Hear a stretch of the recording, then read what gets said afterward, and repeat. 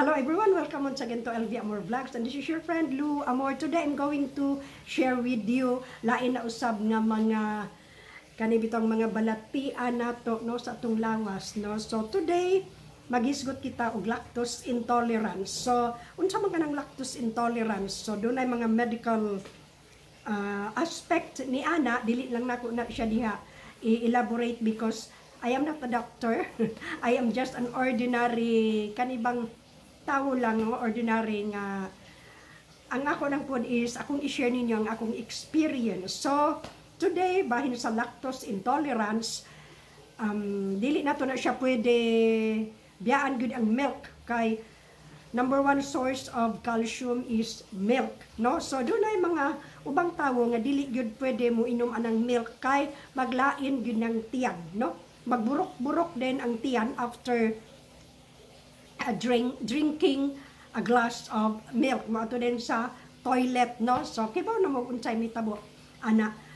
So kung magka-idaran na good ning ato ang pagpuyo aning kalibutan na mo deteriorate na ang atong mga mo degenerate na ang atong mga something inside, no? Kana mga enzyme nga gitawag og lactase unsa ba na, no? Dili kay ko ka-elaborate ana. But then usa ko ana sa nagantos gid ng lactose intolerance. So di man ko ganahan nga wala ko'y milk because kaning idara na pud lagi ta, no? So a friend of mine ang akong PT kay gisa kong fractured leg.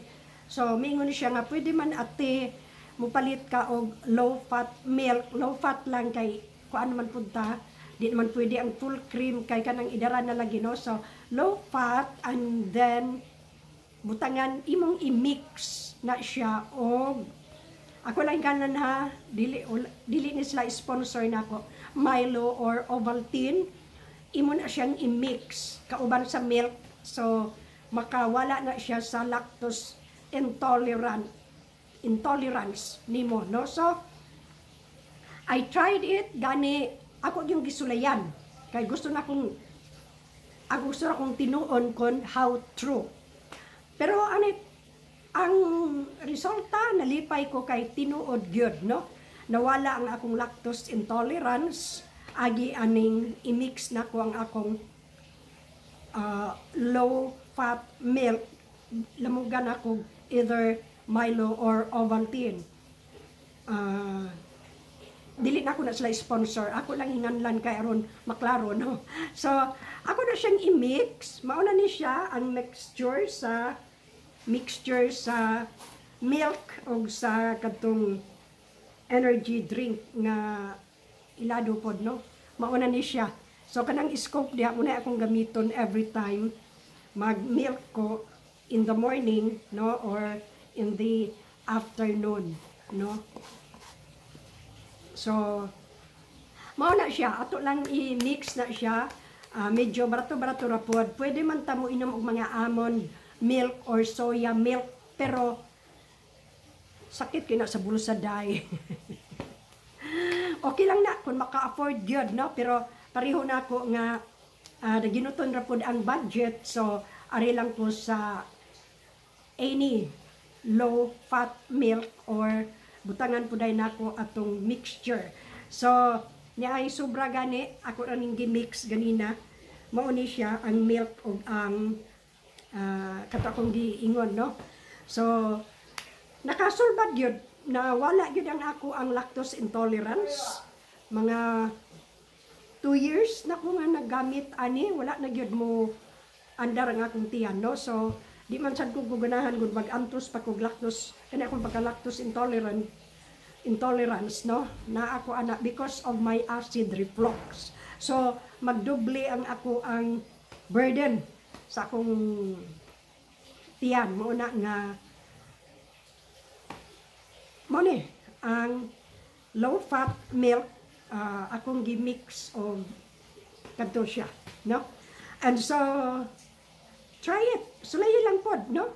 Basta ako sa ako nawala gyud, dili na maglai ng akong tiyan karon, no? Kun mo inom ko og milk because of this mixture, no? So mo na siya, mo lang na akong i-share ninyo at least doon ako'y ikatabang pod adtong nag-antos gyud anang lactose intolerance nga di gyud sila kainom og gatas, no?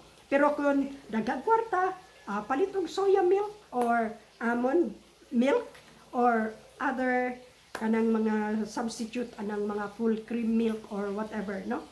So naman po'y gatas nga dili maka daot sa tiyan pero perti mahala. Perti mahala gyud. No, so ari lang ta sa mga sama nako nga affordable ra og budget, no? So I think that's all hangtod sa sunod. Akong usbon ang disclaimer, dili ko doktor, no? Experience ra gyud ako pero naangay man sad ang akong lawas, so ako lang po i-share, no? So muna diha ang atong disclaimer. So have a good and godly day, everyone. I hope maayo kaayong atong kinabuhi bisan og pinobre. Please let us continue to pray to our Heavenly Father because He cares a lot. He promised us that He will never leave us nor forsake us.